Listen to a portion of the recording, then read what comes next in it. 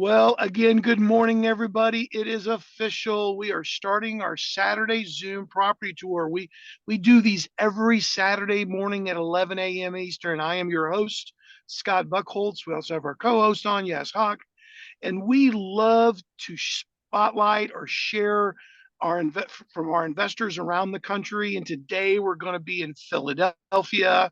And again, we love doing these every Saturday as we're a national community of investors. And it's just really nice to highlight what our investors from our community are doing. And every week, welcome on Daniel from Minnesota. We every week we kind of move around the country. Next Saturday we'll be in Arizona, and then the Saturday after that, I believe we're back on the East Coast, and then we've got Florida on the schedule as well. We'll be doing that here shortly. So, again, my name is Scott Buckholtz. I'm so glad you guys have taken an hour of your time out today. So, without further ado, I want to bring out Jason and Tony.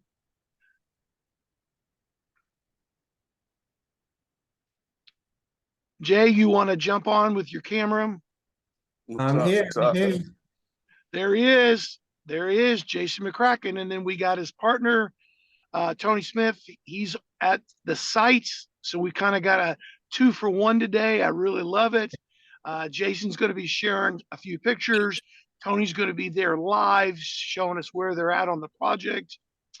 So, guys, we'd love to start these out in the morning to kind of go over and give a little backstory, to talk a little bit about your story, what you were doing before you found real estate investing, maybe what you came across in your life. Did you read a book? Did you go to a workshop?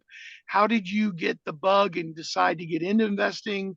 And the really important question, obviously, is how you found our community and why you wanted to plug in with our group and our community. So we'll go ahead. We got Jason pulled up on the screen. Why don't you start first and tell everybody about yourself a little bit? All right. That was, you asked a lot. So if I missed something, please say, hey, Jason, missed talking about it. You asked a few questions. So starting off, welcome everyone here. Over 60 people on. That's always amazing. We're definitely nationwide. I'm Jason McCracken. I am out in the New York market. So the awesome thing about this community, you have the ability to touch base and touch people all over. My background definitely was not real estate. I never even thought about getting into real estate for real. My background was more corporate America.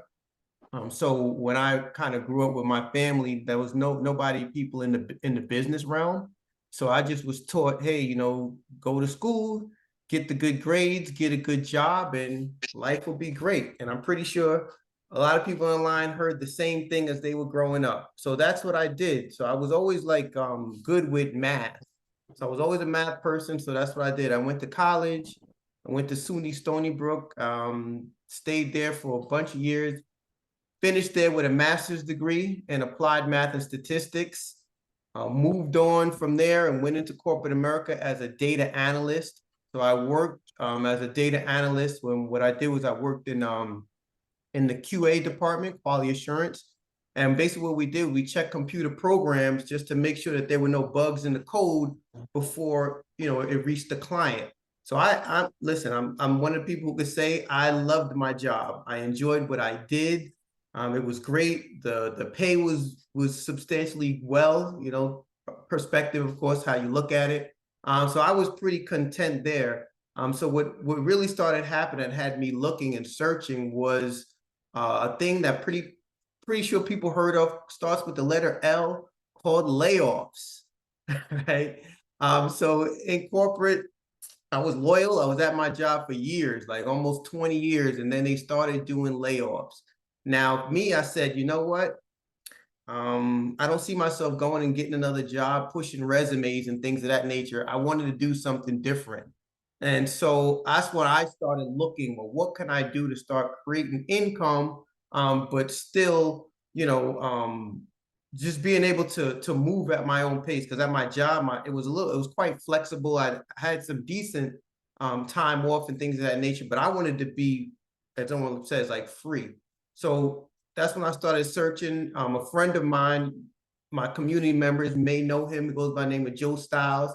Me and him have been friends for over 20, 30 years. And I was like, you know what? I saw he was always in real estate. And that's how I found this community, because he was part of the community. So it was like a, they call it warm market type of deal. He introduced me to what was going on here. And I still wasn't really sure if real estate was for me per se. But I did like lifestyle. I like to be able to be free and have income simultaneously. So sometimes it's not about, what you like the task at hand, but really the bigger picture of, what you want to be. How do you want to live, the lifestyle that you're looking for? So that's what kind of gravitated me more towards learning more about real estate. And when I got started, I just was, uncertain, scared, fear, a lot of fear and uncertainty. And I really didn't want to learn much, right? Because after getting a master's degree coming out, I felt that I knew it all. And I was humbled quickly once I got connected to this community, because there was a lot of things I realized that I didn't know. And one thing we say is, right, you don't know what you don't know. So that being said, I started hearing the way other people spoke who had what I wanted. And I realized really quickly it was going to be a huge change for me and challenging to change the way I thought. So I got started within the community, and I was working for about 2.5 years to finally be able to leave corporate America in August of 2018. And now I do this full time.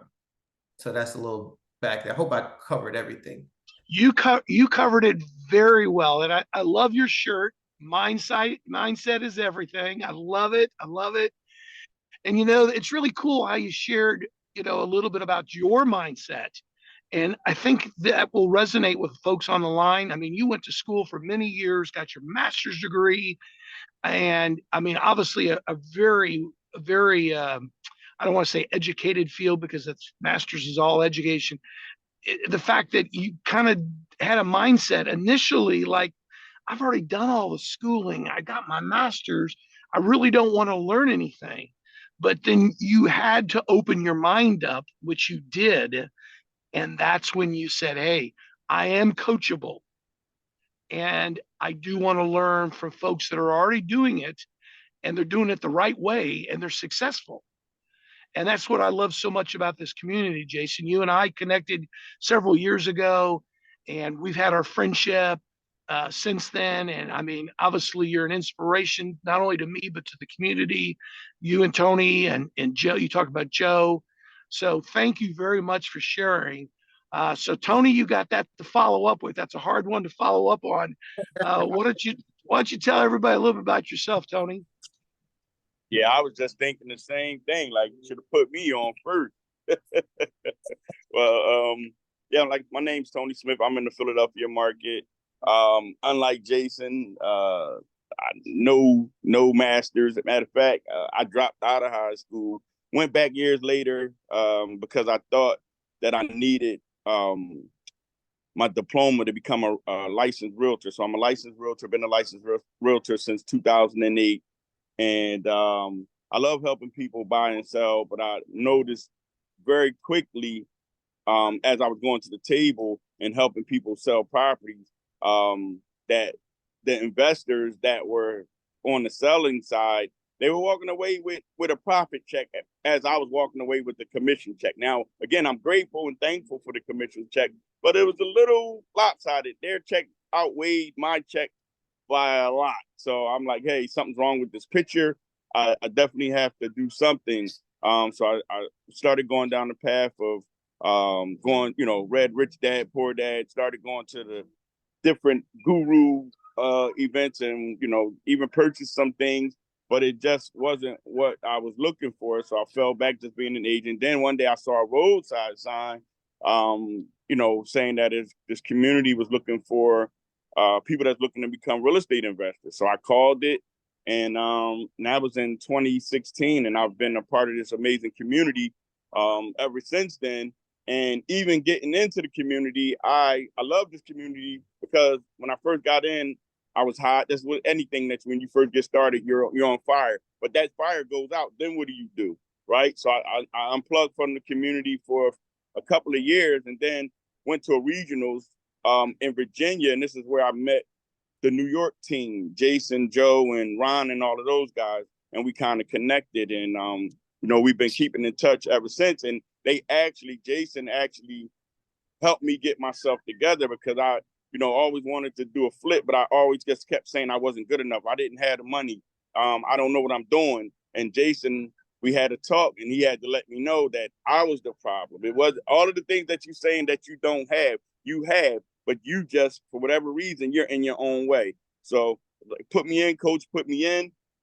Since 2020, I've been flipping properties and getting rentals. And yeah, me and Jay actually joint venture. Like he said, he's in New York, I'm here in Philly, but because we both have the same education and we're both a part of this amazing community, that we was able to form a bond and get this property together. Awesome, Tony. Yeah, it's always neat to share your story and things like that. And again, I'm hearing mindset, I'm hearing coachability, I'm hearing get out of your own way, and that's I get you. That resonated with me because I was the same way. I think Jason mentioned fear. Everybody has a level of fear, and it's okay to have fear, even if you're a seasoned investor. Fear keeps you sharp. Fear keeps you, keeps your head in the game and keeps you lined up with numbers and making sure the numbers are right. And but Tony, I mean, you're there on site. Jay's on his laptop right now.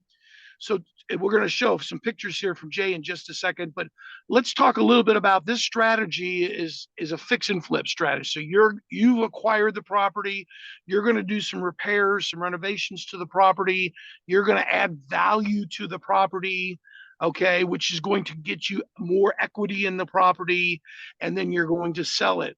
And you also mentioned earlier that this is not the only strategy you do. You also have rental properties. Is that correct?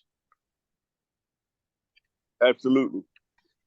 Yeah. So many people in our community, because of the education, and if you want to comment on this, Jason or Tony, you can. So many people in our community they're not doing just one strategy. They're doing flips, they're doing multifamilies, they're doing long-term rentals, they're doing short-term rentals, they're doing wholesaling. And because of the education, it's so rounded. We get to learn about, short sales, how to do a short sale, how to deal with foreclosures. So you guys want to talk a little bit about what you guys have taken away and how it's helped your business, Tony or Jay? Yeah, I started off. Yeah, I mean, man, first, I give all the glory and honor to God, first of all, and then just, being a part of this community and the education that I have access to, and being able to reach out to, not only Jay, to you, Scott, to Yaz, Umir, Keith, like Scott, like, so I can go on and building relationships, and being a part of this community has helped me realize that relationships are key.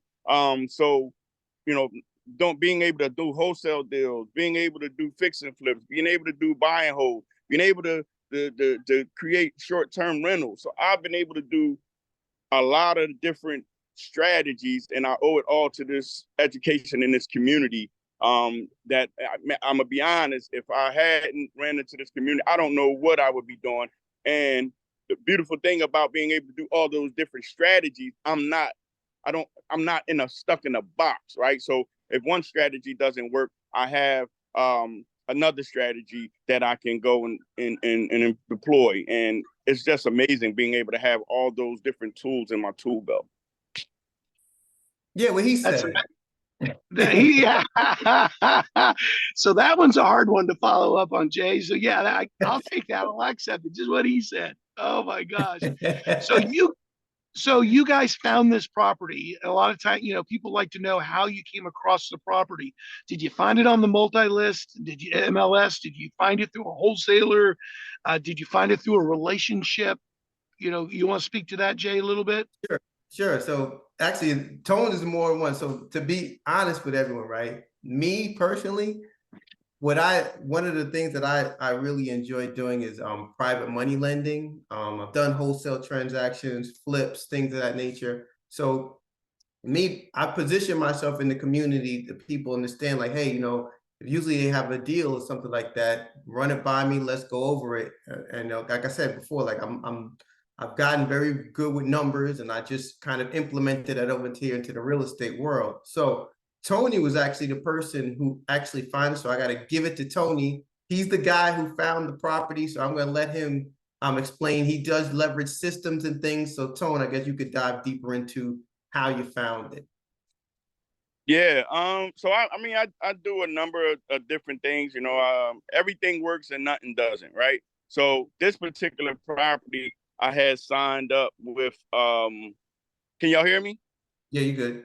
Yeah, my phone is going crazy. But yeah, I had signed up with this service that marketed nationally for deals. So I just had to pick an area that I wanted properties in, and then I had to be the highest bidder in that county.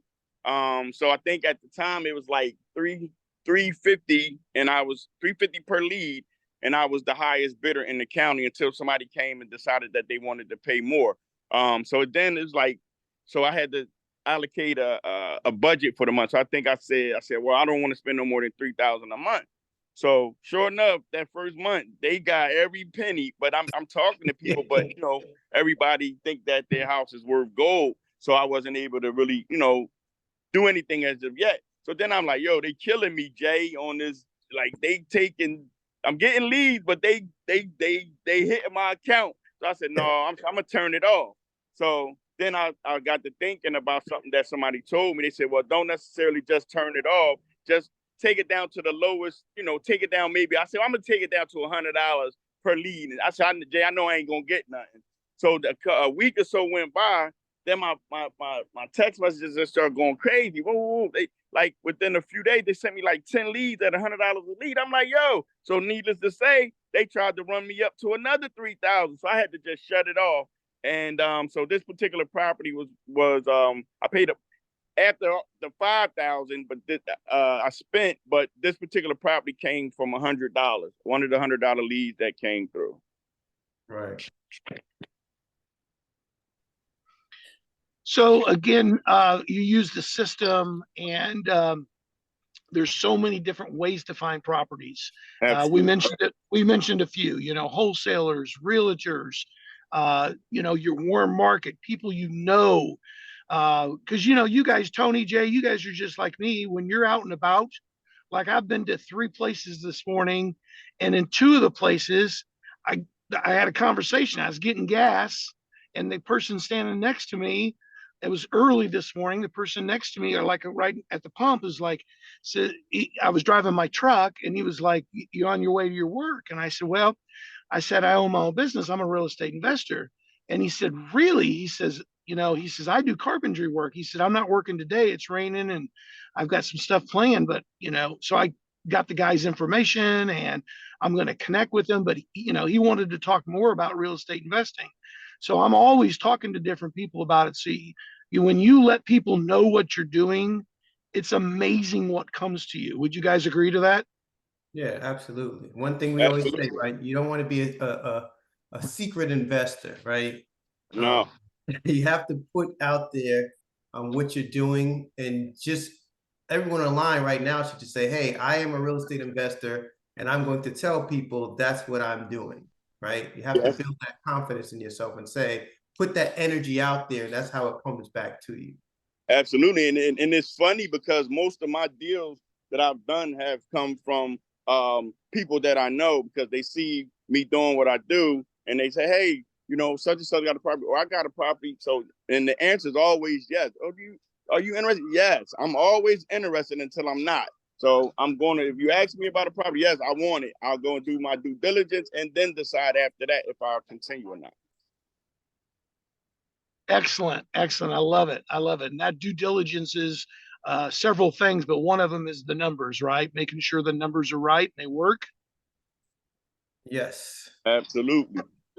Absolutely. So let's talk about this particular property. Jay, you got some pictures you want to pull up before Tony takes us through? Now, this is in West Philadelphia, correct? That is correct. So give me a town that you're close, because I'm really familiar with Philadelphia. I spent a year and a half there. Give me a little bit geography wise where you're close to. So right here in West Philadelphia is close to a lot of stuff, really. The Art Museum, University City, um, Center City. Like it's right in the main vein of Philadelphia. So you could get, next to 95, 76, all of that. Nice. So you're not too far off 76, is that right? No, 76 is not far away. And then this location right here is actually near major transportation, public transportation. So even if you don't have a vehicle, you walk to the corner and there's buses. Then a few blocks up is the train. So it's a good location. What college is that? Drexel right there, Tony? So it's near quite a few colleges, near Drexel, St. Joe. It's near a couple colleges, university. Yep. So Jay, go ahead and start talking a little bit about those pictures, if you would. Yeah. So this was basically just the front of the property. And again, Tone is there live. I just want to get through it real quick. And this is kind of what we saw. And I just so everyone's aware, like I'm gonna say this now and just keep looking at the pictures. And I want to understand what everyone's thinking in their mind as you're seeing these pictures. And the question I really want you to pay attention to is, would you live in this property? All right. So that's the question I want everybody on the line thinking about. Would you live here in its current condition? So this is what the property is looking like, right, when we acquired it. So this is like the living room area. You'll see this little half bathroom on the first floor. This is 4 bedrooms. So it's a 1,500 square foot house, 1 full bed, a full bath, and a half bath on the first floor. And then this is the full bath that is on the second floor. All right, so there's a few pictures I just want to show, and I want to know, would people live in this house under these current conditions? So that's it. I'm gonna let Tony take it. That's the only picture. I just want to show those quick pictures. Yeah, but those pictures right there, though, like that, we didn't start demo.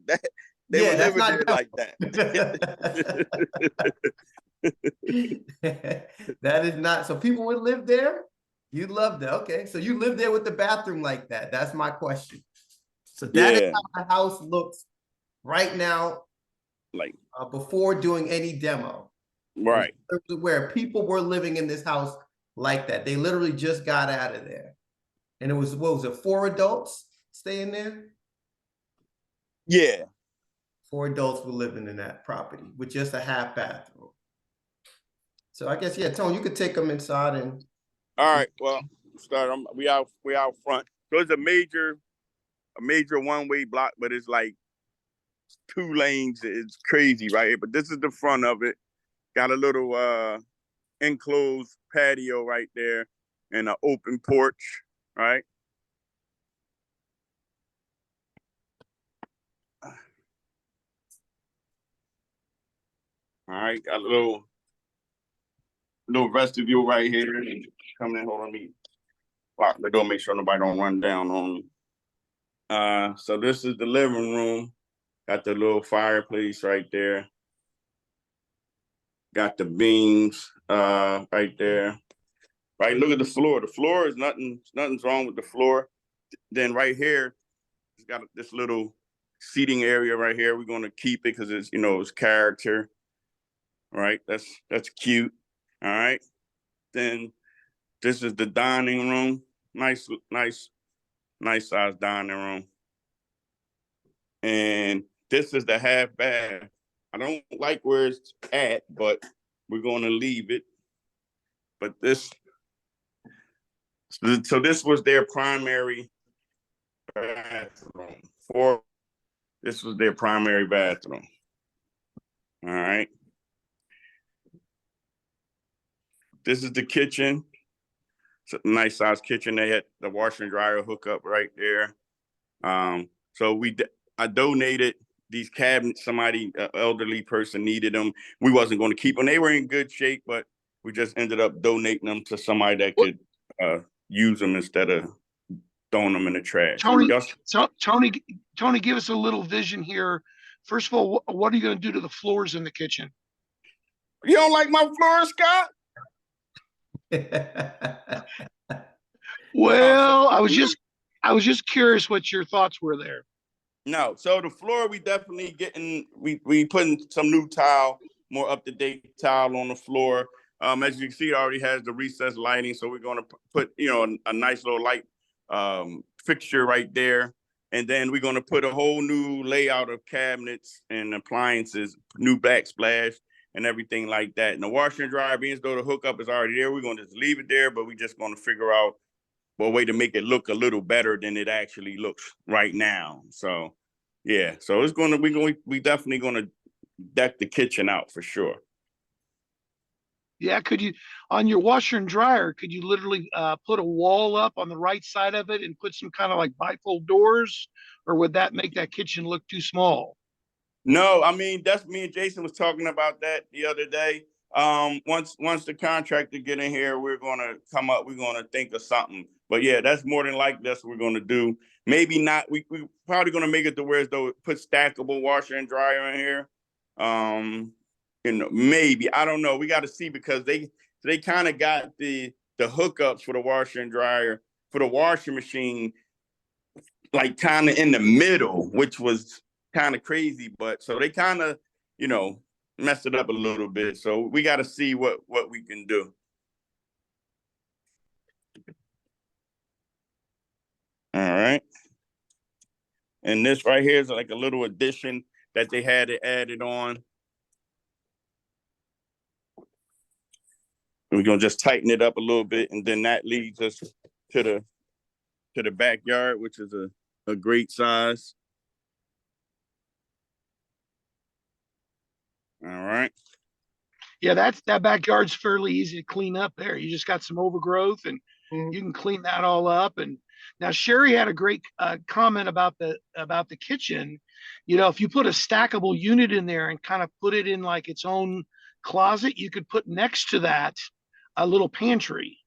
And that would be a lot of value for someone. I know pantries are huge, so I didn't know if you guys had thought about that. But Sherry, one of our guests today, mentioned that.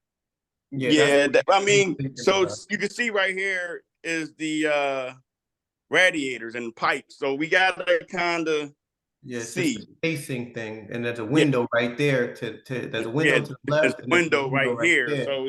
So it's not much we can really do.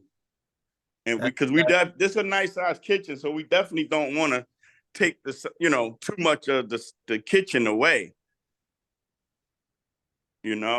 So, but we'll figure it out. And then Tones, that should show them your favorite door right there to the right. Oh yeah, who want this right here? This the basement. It's the basement door. How tall is that door? Man, it's under 5'8". Oh my gosh. Under 5'8". Yeah, that's crazy. So, you got the steps got a curve. Nice wooden floors. That's a beautiful stairway upstairs. Yeah, look at it. Yeah. Look at that floor. Wow. Look at the floor. Wow. But so we don't know what we're gonna do. We might throw some carpet up here. I don't know. We still trying to. I'm fighting them on everybody. I'm fighting them on the carpet. I would fight them on the carpet too. When you got that beautiful of a floor, people will just throw a throw rug down like under their bed or something like that. But that is beautiful hardwood. My gosh. And we're keeping those doors. We're just gonna, fix the fixtures to keep the refurbish, make them look better. This is how old of a house is this, guys? How old of a house is this? It was 1965, was it? Was it? I think it was older than that. Yeah. What's his name? Your lender told us. Your lender had told. I forgot what he said now. Though, yeah. Yeah. It's pretty old. But okay. This is the back bedroom. It's a nice size. And then they got the Jack and Jill door to the next bedroom, which we taking this Jack and Jill door out. Taking it out. So this is the second bedroom. Yeah, this is the second bedroom. So I come back out to the hallway. So are you going to keep the radiators? Yeah, we decided to keep the gas heat because it's gonna be too much to run new ductwork and the new system. Just we keeping it. This is the third bedroom. So it's all And nice actually, bedroom. well, actually, for people that are not familiar with those radiators, they actually are very efficient and they work great. Right, And you're there in Philadelphia. You guys get some cold winters, and you get right. you get snow and a lot of snow and things like that. So that's actually very common there. People, if someone's is thinking to themselves, man, I wouldn't buy a house that has radiators in it. That's actually very common there. Yeah, there's Absolutely. nothing wrong. Radiators is good. So this is the front bedroom right here. It's a nice size. The seller had supposed to have got all of this stuff out and didn't. I'm going to get on him again today. I've been calling him and reaching out to him. He keeps saying he's going to get it, but see those three closet doors right there? We're going to actually knock those out and then just make it one big closet and have the sliding doors so they can get in and out, little walk in or whatever. I love the woodwork above it. It's Yeah, that's beautiful. what I'm trying to see if we can kind of keep that, because that kind of gives it a flair. Yeah, it's So beautiful. we'll see. We'll see. Now here goes now listen, I'm gonna tell y'all up front. If y'all want this is a bad one, this is a unique bathroom y'all about to see. Y'all can't duplicate it, okay?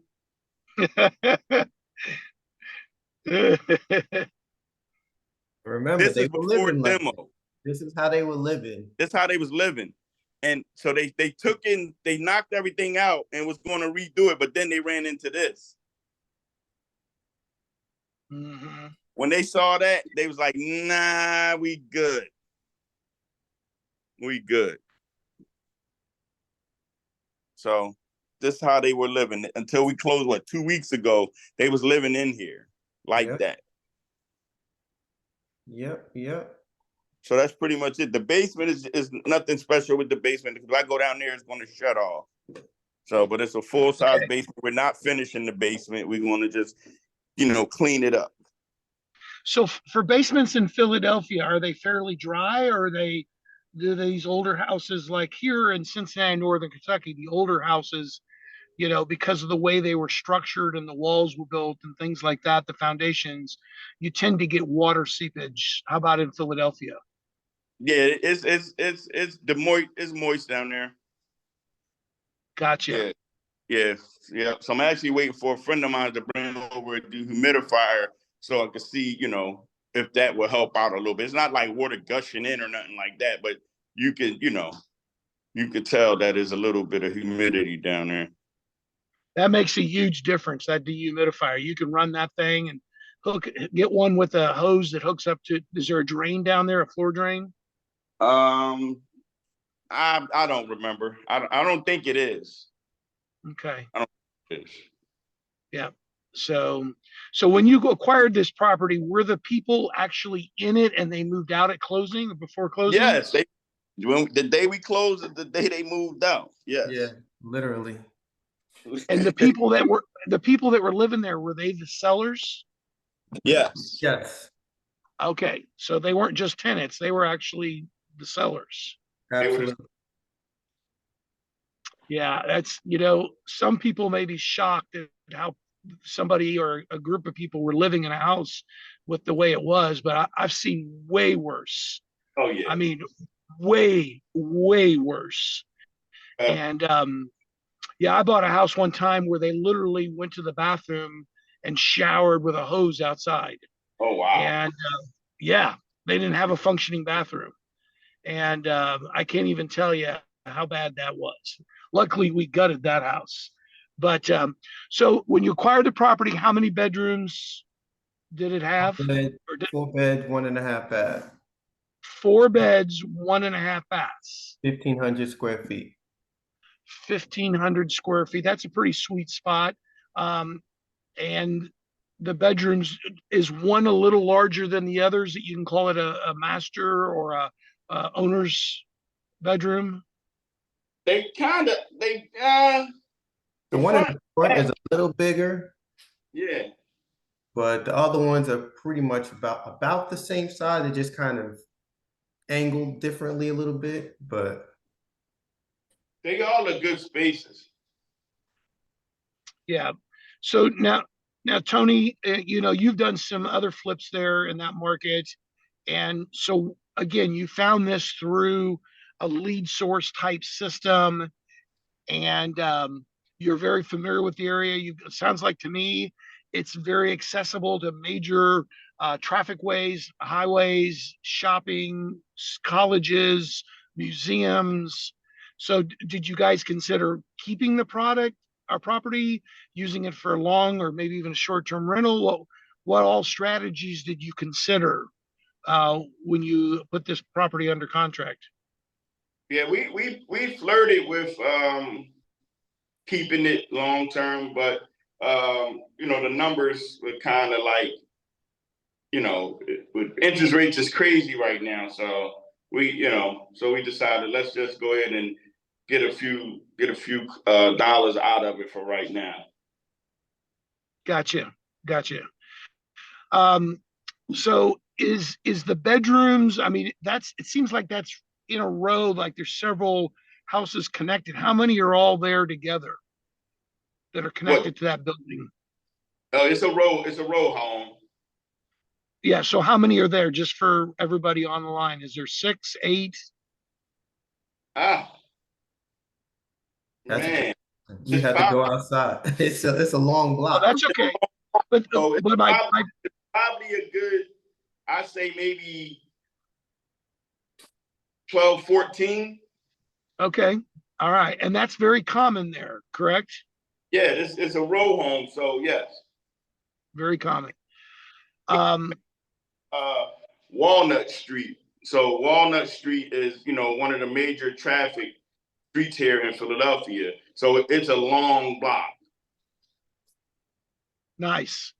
All right, so you guys are doing a flip on this property. What was when you started out here, you just closed a couple weeks ago, what is your timeline that you guys are anticipating and shooting for?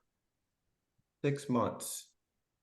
6 months, is that ready for market or 6 months out done? Out the door.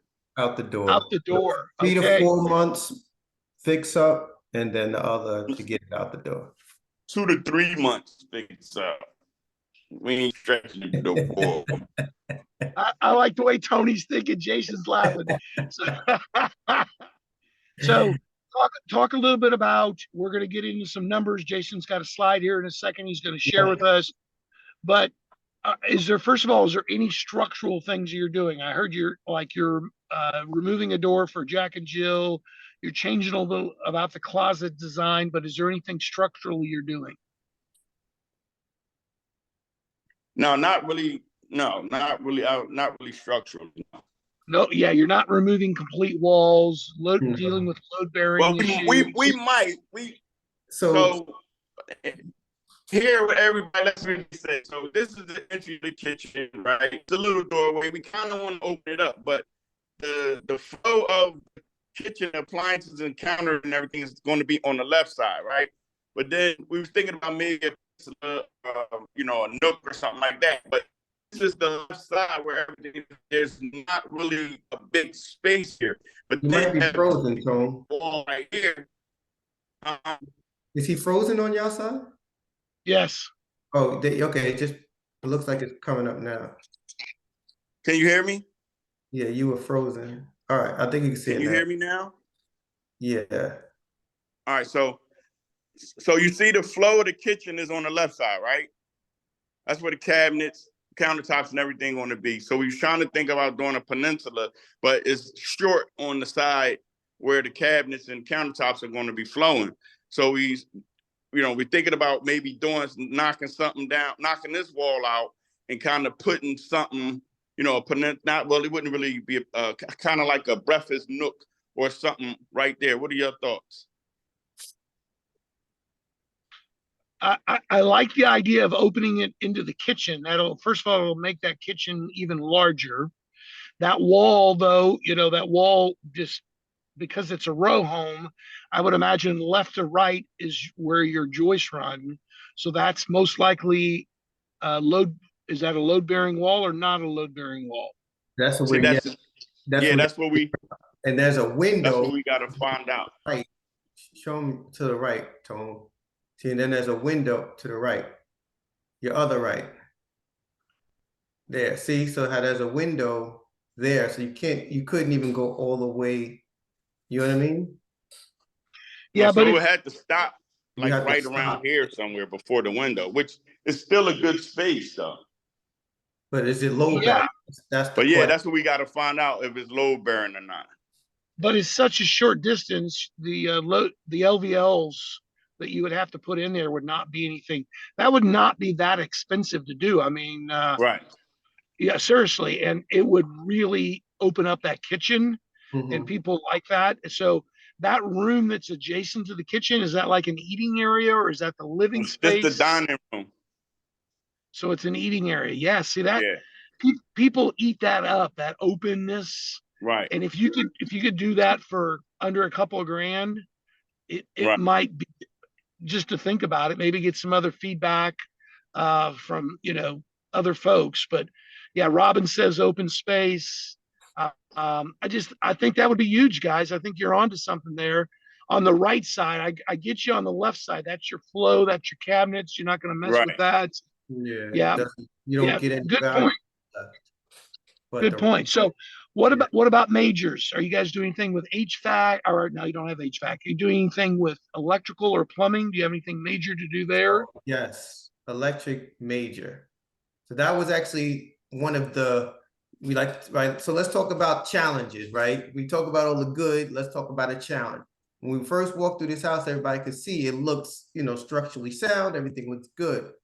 Come to find out, need all new electric throughout the entire house, right? The way they had some of the stuff set up, they were like, what'd you say, Tony? They were like feeding off of other lines, and like it was like, Oh it no, was it's crazy. They got one outlet in each bedroom.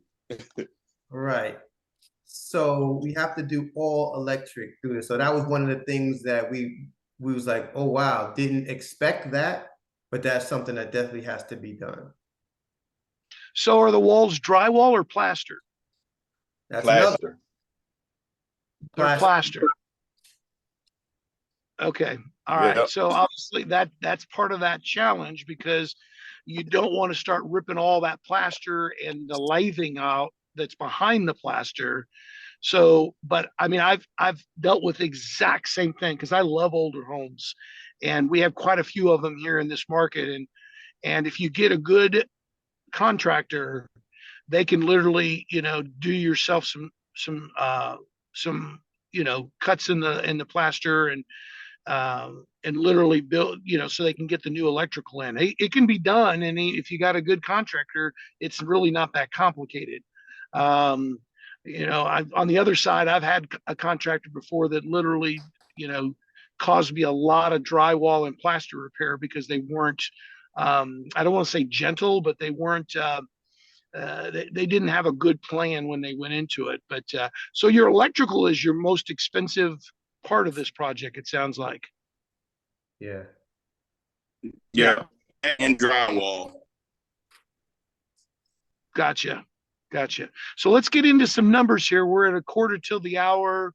Sure. I can't wait to come back, guys. It's October. Maybe we can swing back in January and Sure. you guys can show us an update. I'll keep in touch with you guys like I normally do, but we'll swing back and then show everybody, and we can literally show them the pictures before, Mhm. and the pictures current. I think that would be really cool to do. But Yep. let's kind of get into some numbers here. If you want Okay. to, Jay, if you want to pull Yep. those up. I Got was it. trying to see if we had any questions in here. Um, Yep, can't get through the tiny door. Got it. So you're not going to do anything in the basement. So you don't have any code issues with that basement door. You just leave it the way it is, right? That's correct. Are you planning on replacing any of the radiators? Probably not. You probably just get No, them serviced. Have them exactly. We're just have gonna them service blown. it. probably get them looking, you know, we could bring them back to life, so to speak. Throwing some I- pizzazz and color to them, yes, but no. Yes. Yeah, so with radiators, there's a way they can service them, and it's really not that expensive. They can actually blow them out, and so they're good for another, 20, 30 years. Um, somebody make Ann and Roy are thinking it's about 100 years old. Um, vintage Philly. Nope, we've kind of covered women. Good floors. Yep, we've got any questions? We've answered them all, Jay and Tony. So yeah, you guys have done a good job. So on the screen for everybody, if you're on your phone and you want to make it larger, you could pinch it out. So you guys acquired this at 120. Now, did the 120 Tony covered that $3,000 or $5,000 you spent on the lead generation? No, so that 120 was just the price of the property. So I'll deduct my $5,000 once we get our profit. Okay, okay. Yeah, I didn't know if you had it hidden or not hidden, but I didn't know if you had it tied into any other number. Your closing costs of 30,000, is that a closing on the front side? Yep, that's front and back. Front and back. That's good. That's a lot of times investors don't look at all that, and those numbers add up. And then your holding cost, is that insurance, taxes, utilities? Yes. Is that got any money cost in it? Is that got money cost in there? Yeah, so Yep. just to kind of clear up a little bit. So the purchase price, right? We got a little creative with this. So this is the good thing about this, right? That purchase price is at 120,000. We got creative with negotiations. So we actually, if you look at the HUD, we actually purchased the property for only $100,000. Now that additional 20 grand, this is gonna probably, we use the equity share strategy, right? Meaning the seller is basically holding $20,000 as a note, but the great thing is we're not paying them any interest, and we're gonna pay them the additional 20 grand on the back end after we sell the property. I love it. I love it. Woo, you guys are studs. You guys are studs. Did everybody understand that? I hope the audience understood. But Melanie's like, nope, I don't get it. So to summarize, basically you had a little bit of seller finance in there, a little bit of owner finance. Correct. And you were able to get it done without paying them any interest on it. So when you sell the house, they're getting that additional 20, which will add up to 120. Is that right? That is correct. Nice. I love it. And Scott, not only are they not getting any interest, there's not even anything leveraging that 20,000 on their behalf. We're guys of integrity, right? We're going to give them their money, because $20,000, we're not willing to risk our careers over $20,000, because I could walk out to the corner and spend 20,000. But there's nothing tied to it. It's just a handshake. We agree that we're going to give them the 20,000 in 6 to 8 months. So for everybody on, you did not do a lien on the property for the 20. Correct. That was No. just because of trust, built the rapport and relationships with the seller, and they were okay to move forward just like that without even any type of awesome. So how in the world did you guys learn how to do this creative acquisition? Education, man. We do have a awesome system of training, leverage within this community that, a lot of us definitely dive deep into to understand how to creatively acquire properties and things of that nature. So I know most of Tone's deals that he's done something like that. And it was so funny because I was one of the first people who spoke to Tone about doing the strategy, because he asked me if he should do it on one of his first properties. I was like, absolutely. The answer is always no unless you ask. So he asked, and the people agreed. crazy fast forward. Now, this is just for everyone's understanding. This is the very first property me and Tone have come together and collaborated on. And we were doing this property. The seller originally wanted like 150,000. We talked them down to 130,000. However, there was none of this, seller financing strategy involved. And I kind of felt bad because I'm like, the first time I get on the deal with this guy, all of a sudden he doesn't get to leverage that equity share type of strategy.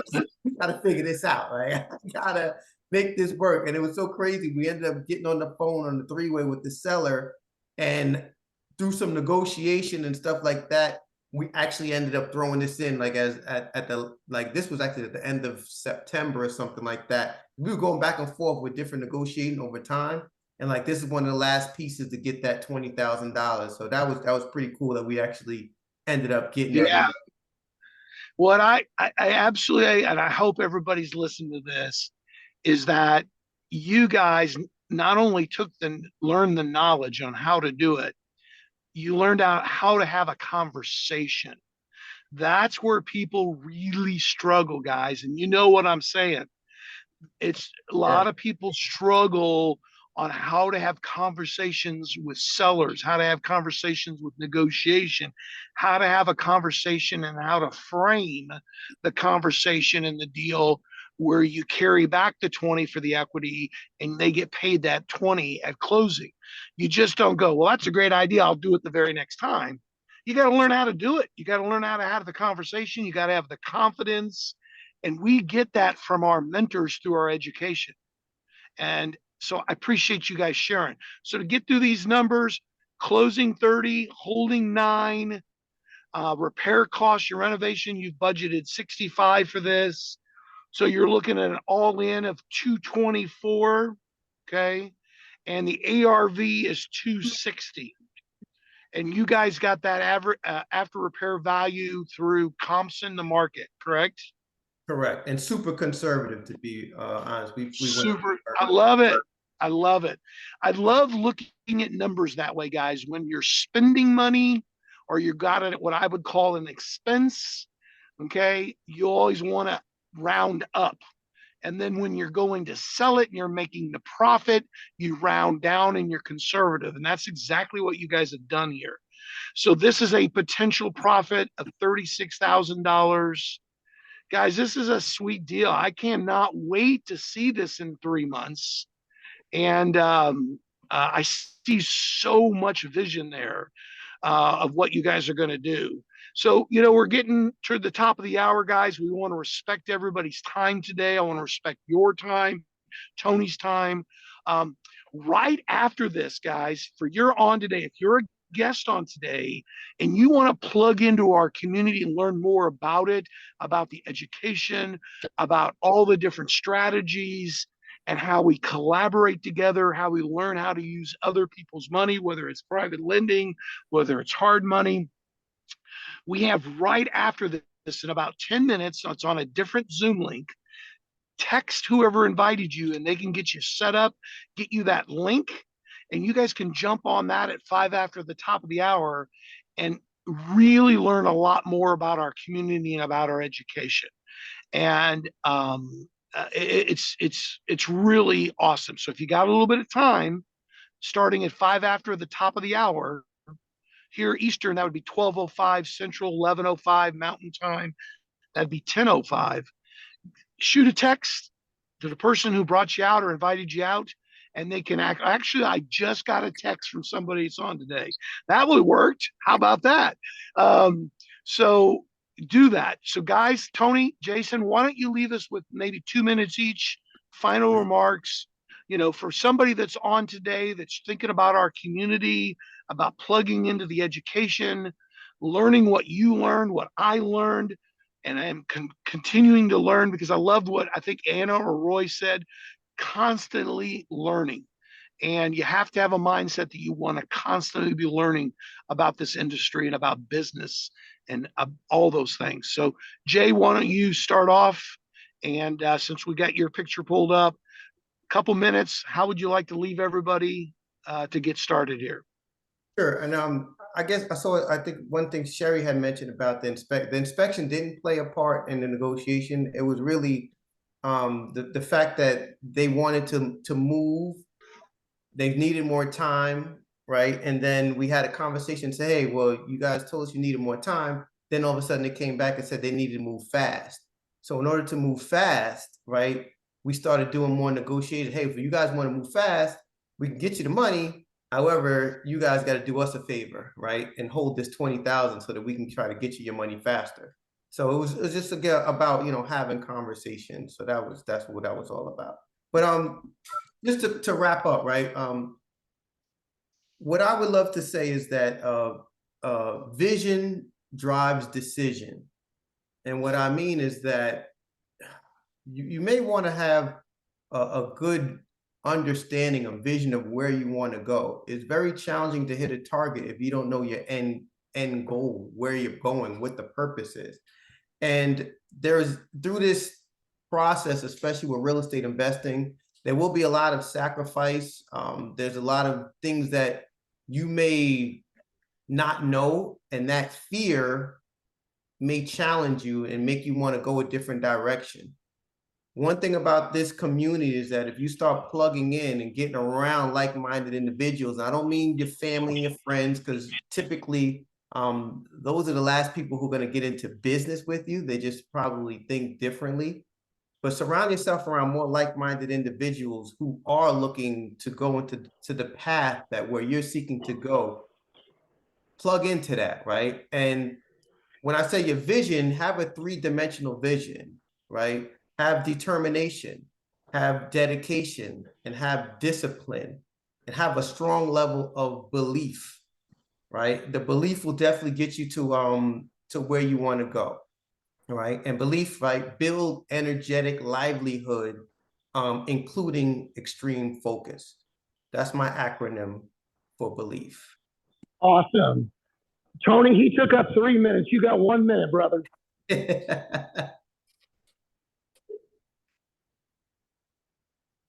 Tony, we still got you. The community is awesome, right? It has helped me. I've been in real estate for a long time, and I thought I knew what I thought I knew, but I found out very quickly when I became an investor that I didn't know as much as I thought I did. So being able to plug in and meet and make relationships all over the country, and being able to, when you're feeling down, when you're feeling defeated, being able to talk to someone or to like-minded individuals that are doing what you're wanting to do is priceless, right? You can't get information from someone that drives a bus if you're trying to learn how to fly a plane. It just isn't going to work. So plug in.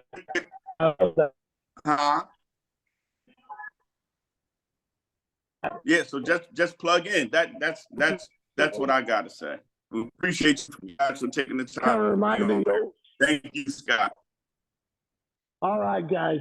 You betcha, Jason. Tony, you guys are awesome. Can we get you back out in about 90 days? Absolutely.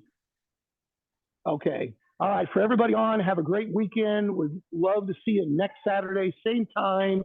We'll be out in Tucson, Arizona, I believe. And so come on out, bring a friend, bring a family member.